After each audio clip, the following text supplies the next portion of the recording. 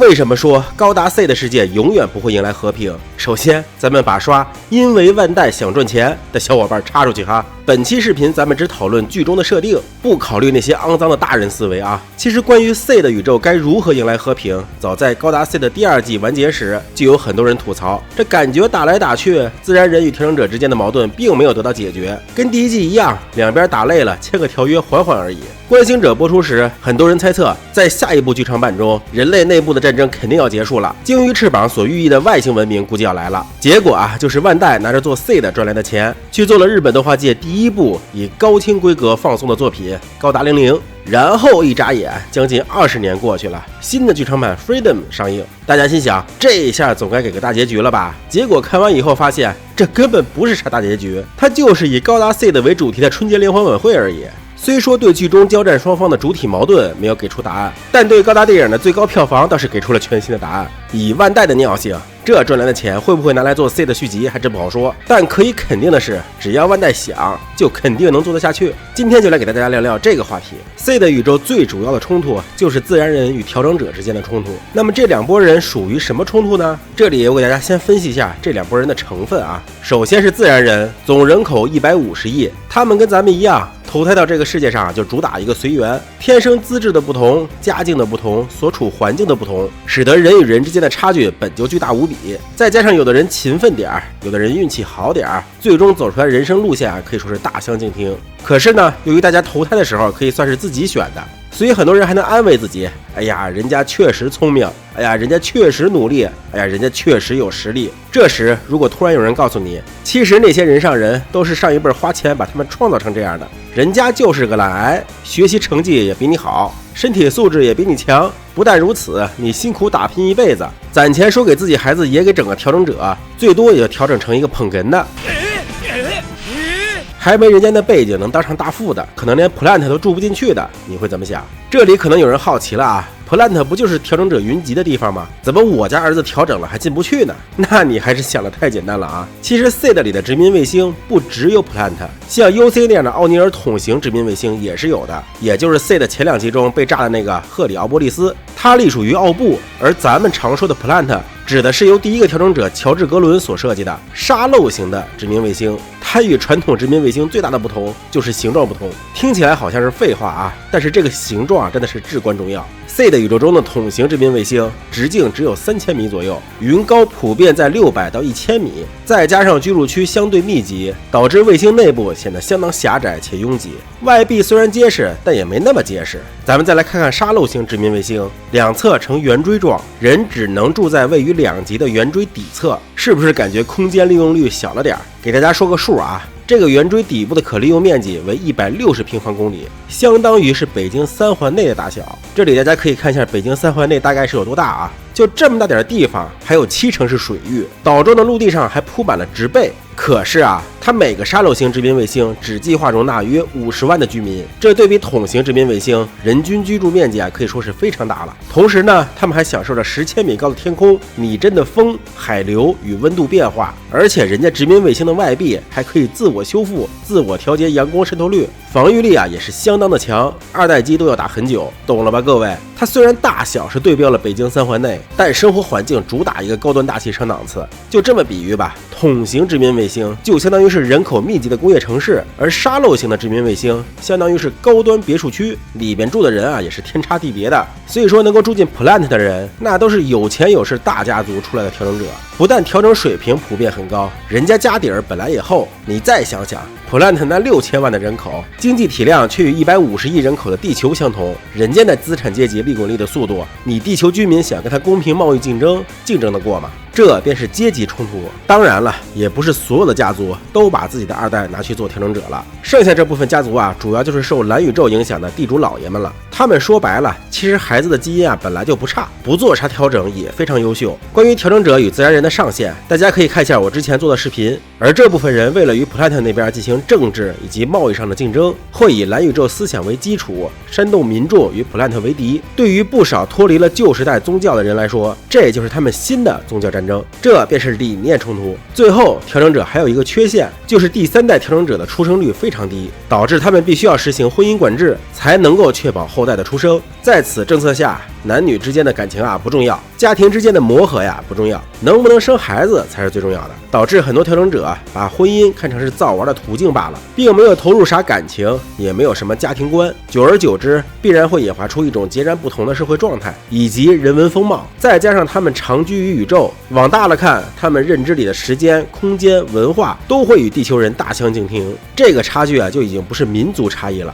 你要是算上调整者和自然人结合，会被自然人慢慢同化的设定，它已经是相当于是两个种族的差异了，这便是种族冲突。所以说呀，这么两拨人，他们有着阶级冲突、理念冲突，甚至是种族冲突。你说他们咋和平相处？天王老子来了，他们也和平不了啊。而编剧又肯定不敢写什么一边灭绝另一边的剧情，那就只能让战争一直持续下去喽。好了，今天视频这么多，希望大家多多点赞支持，我们下期再见。只要卡加利稍微牺牲一点儿，根本不需要战争 ，C 的宇宙就能迎来和平。可能有人奇怪了啊 ，UP 你之前的视频不是说 C 的中自然人与调整者之间的矛盾根本是无法调解的吗？怎么现在又说的这么轻松？卡加利做点小动作就能世界和平？欧布有这么大能量？哈哈哈，确实要靠咱们卡姐。只不过啊，过程可能跟你想的不太一样，不是动用什么政治手段，而是通过合理的生孩子来实现。基于 C 的新剧场版的内容啊，我们可以得知阿斯兰和卡加利至少在精神上已经是坦诚相见的了，俩人基本上也就差要个孩子了。可是呢，有一个小问题，如果阿斯兰跟卡加利生孩子，另一边吉拉和拉克斯生孩子，那阿斯兰和吉拉就没法定娃娃亲了，因为吉拉和卡加利是亲兄妹，亲兄妹的孩子结婚那可是近亲结婚啊。而吉拉和阿斯兰感情又这么好，你看吉拉一被欺负，阿斯兰就垮个臭脸出来救火了，这可是过命的交情啊！有人可能说了啊，他俩成亲家很重要吗？很重要啊，这个一会儿再说啊。那阿斯兰心里说了，这娃娃亲结不成，活着还有什么意思？就去劝卡加利。哎呀，你看你现在公务这么忙啊，欧布又离不开你，也没时间生孩子。卡加利说了，哎，你别给我整这些没用的啊，你就说你想跟谁生吧。阿斯兰说，哎呀，你看这不是还有美玲呢吗？你俩也见过面，聊得还挺好。卡加利心想了，老娘确实忙啊，但你这搞个庶出也不合适，要不这样吧，生完了以后过继到我们阿斯哈家，这也是我们家族老传统了啊，以后啊也算有个继承人。阿斯兰说中，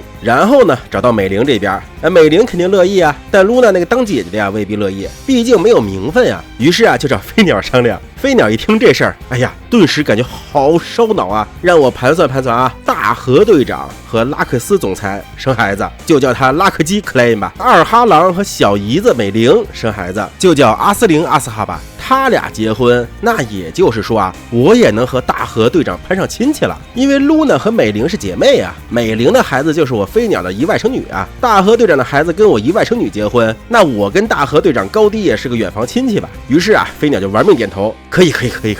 这桩婚事我看行啊。露娜虽然是个正常人，但看自己的妹妹开心的要升天的表情和飞鸟那算计的小眼神，也没办法，哎，就只能同意了。毕竟卡加利那边啊特别忙，也没时间跟阿斯兰贴，就下头狼那德行，憋久了再霍霍别的女孩去。美玲至少是卡加利官方认证过的，不是？事后呢，吉拉拉克斯果然生了个儿子，也就是拉克基克雷。而阿斯兰呢和美玲也生了个女儿，也就是阿斯灵阿斯哈。顺便一提啊，你看阿斯兰那性格啊，简直天生就是带女儿的料哈。两家挺开心啊，赶紧去迪兰达尔议长坟头烧个香。为啥呢？要确保两家孩子基因匹配啊，以后能生娃啊。这迪兰达尔议长墓啊也是真灵验，烧完香第二天一测，哎，两家孩子确实基因匹配。这意味着什么呢？其实吉拉和阿斯兰当亲家是个小事儿，阿斯兰跟拉克斯当亲戚那个才是大事儿。这意味着普兰特两大阵营萨拉派和克莱因派正式联姻了呀！知道前面为啥我说吉拉和阿斯兰定娃娃亲很重要了吧？这么一来啊，首先普兰特内部的派系斗争啊就能停下一大半了，还有一小半是谁啊？哎，就是迪兰达尔的议长派。这一派呢，虽然政治力量很薄弱了，但是2轮命运计划战争打下来，还是有一定的群众基础的。而这一派留下代言人是谁呢？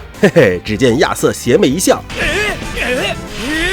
不好意思啊，不可能是亚瑟啊！只见飞鸟邪魅一笑，正是在下和在下的夫人。当初议长封的 face 死的死，逃的逃，就剩下飞鸟了。而露娜那边啊，其实也不简单。要知道，整个密涅瓦号上面一开始就3个红衣，其中就有露娜玛利亚浩克，而 CIC 的要职呢，还是由美玲浩克担任。霍克家虽然一直不显山不漏水，但从在军队的影响力来看啊，能把姐妹同时送进密涅瓦做要职，那肯定是不简单的呀。美玲跑路了，霍克一家就没被牵连，说明霍克家跟议长肯定是过硬的交情啊。所以啊，飞鸟跟露娜这一对就是迪兰达尔议长派的合法继承人啊。虽然他俩都不认什么命运计划哈，那美玲和阿斯兰生孩子，搭上克莱因派和萨拉派的线了，这层关系啊还是比较薄弱。关键是飞鸟和露娜的孩子，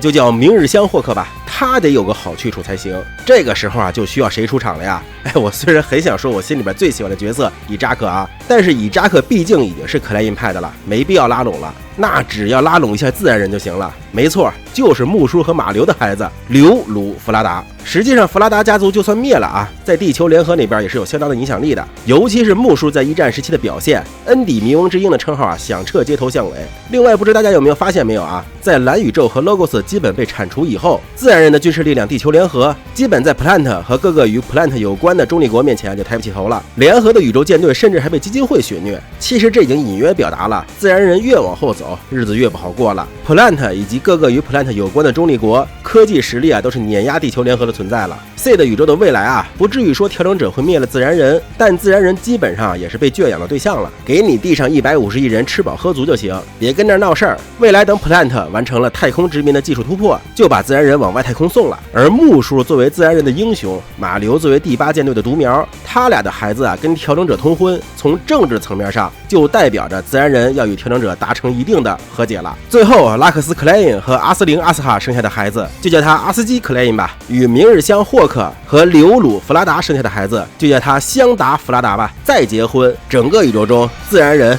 中立国、调整者的顶级权力就汇集到一起了。他们生的第一个孩子，那就是 C 宇宙第一个大一统皇帝，就叫他拉屎皇吧。C 的宇宙自然啊也就迎来和平了，不是？你再想想卡加利那点牺牲，是不是相当至关重要了呢？好了，今天视频这么多啊，希望大家多多点赞支持，我们下期再见。高达 C 的中，只有落后的自然人会为解禁核弹而高兴。不知大家有没有这种感觉啊？当高达 C 的中的黄毛拿到反中子干扰器，并派出了大量核弹攻击机以后，有一种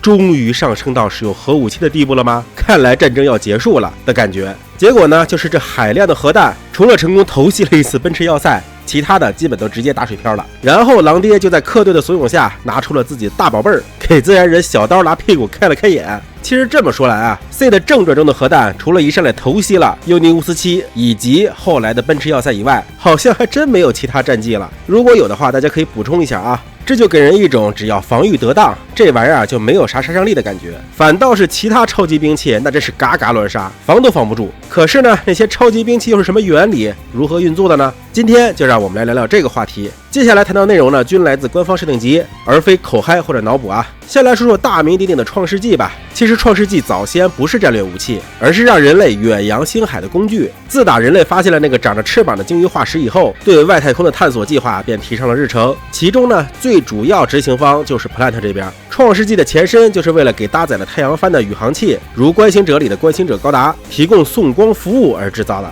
至于 C 的中人类的太空探索计划，咱们以后出视频细讲啊，这里大家了解一下就可以了。而这个送光的装置原本是通过反射镜将光层层聚拢，成为高能光束发射出去的原理来工作的。可是如果在反射镜的内部加入核爆作为额外的能量来源，就瞬间成为了战略级武器了。运作方式如下：首先将中子储匣中的核爆能转化为伽马射线激光，然后通过1次反射镜、2次反射镜将激光层层诱导，瞄准后发射，最终形成宇宙空间的核爆炸。此时所有的能量都将以放射线的形式存在，而这些关键的反射镜也不是单纯的光学反射镜，而是在反射时产生一种力场，将高能伽马射线定向反射的一种技术。为了能够利用核爆，创世纪也搭载了反中子干扰器。这些还只是创世纪攻击侧的配置。防守方面，它有海市蜃楼系统，可以在射击之前隐藏自己，让敌人猜不到自己下一步要攻击哪里。同时呢，创世纪全身也覆盖了非常厚实的 PS 装甲，并给予其足够的能量，使得洋电子炮这样的光束打上来都毫无效果。具体的 PS 装甲的原理呢，可以看一下我之前的视频。而至于创世纪的杀伤力，官方的描述是通过高穿透力的伽马射线进行热破坏，被命中的目标会瞬间化为灰烬，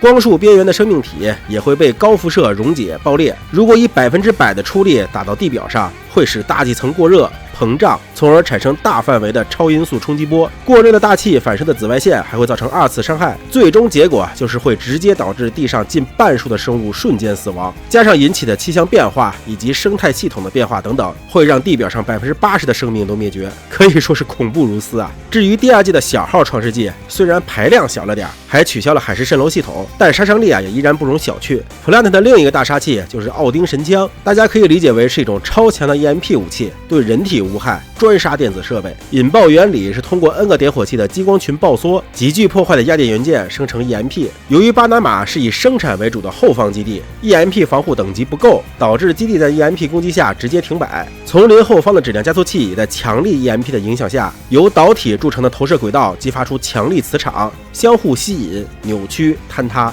同时呢，基地配备的短剑也由于 EMP 防备不足，直接宕机。这次奥丁神枪作战的成功，也与联合在 EMP 防护问题上的松懈脱不了干系。闹了半天，你小子把太君给我的好处都吃了回扣了吧？而在 C 的第1季中，自然人除了用过核弹，还用过一种超级武器，名字很霸气，叫独眼巨人系统。但说白了呢，这其实就是一个大号微波炉。早年也不是用于军事，而是用于融化含有金属的冰川而发明的。由于体积巨大，不方便移动，因此只能当做自爆武器，用起来那是相当昭和的。当独眼巨人系统启动以后，收到指令的循环加速器会通过震动产生微波，使范围内的生物体液沸腾并爆炸，无机物也会受到热辐射而崩溃，整个基地周边半径10千米化为焦土。总的来说， C 的第1季中，除了核弹以外的超兵器，扎夫特是更倾向于进攻，而自然人这边呢，则是更倾向于防守。第2季则稍微有些改变，扎夫特这边的中子精跳器则是主要用于防守，它是通过引发范围内的中子加速运动，从而促使核武器提前引爆，来达到防御的效果。其实想一想啊，假如联合那边的武器都是用核能，这个东西拿来进攻也是相当不错的。联合这边的尼伯龙根则是由独眼巨人的被动防守变成了主动防守，它的原理同样是镜面反射光束为主，只不过呢，它并不是通过镜面将光束聚拢，反而是将光束大范围折射，形成对空的大面积饱和式打击。这个武器可以说是相当针对扎夫特了，因为扎夫特的对地作战方式经常是以空降为主，而一旦掐断了空降兵的来路，地面的部队就可以被扎夫特的 Ace 割草了。最后要介绍的就是镇魂曲了，算得上是地球联合扬眉吐气之作，终于从防守方变成了攻击方。虽然要说的话之前的核弹攻击一直都是攻击方，只不过是效果屌差罢了。这个东西原理很简单粗暴，就是一门巨大的光束炮，有几十个反应炉运转蓄能，形成拥有超高能量的光束射线。但还有一个说法说光束炮用的还不是核引擎，因为怕扎夫特直接拿中子精跳器来搞破坏。也就是说这粗到爆炸的光束炮是靠发电机黑科技打出来的，属实是逆天了比起细思极恐的发电机黑科技，更直观的还是用于扭曲光束的中转站。它的原理与第1季中出现的近段高达相同，是幻象粒子胶体技术所衍生出来的能量偏移功能。它不但能让光束扭曲的同时呢，还不会让威力衰减。虽然通过多个中继站以后精度会下降，但可以通过持续照射加扫射的方式来扩大战果，摧毁了扎夫特多个卫星殖民地，称得上是联合最喜欢的一击。只不过呢，随后就被扎夫特缴获，并被以牙还牙了。NTR 既视感满满好了，今天视频这么多，希望大家多多点赞支持，我们下期再见。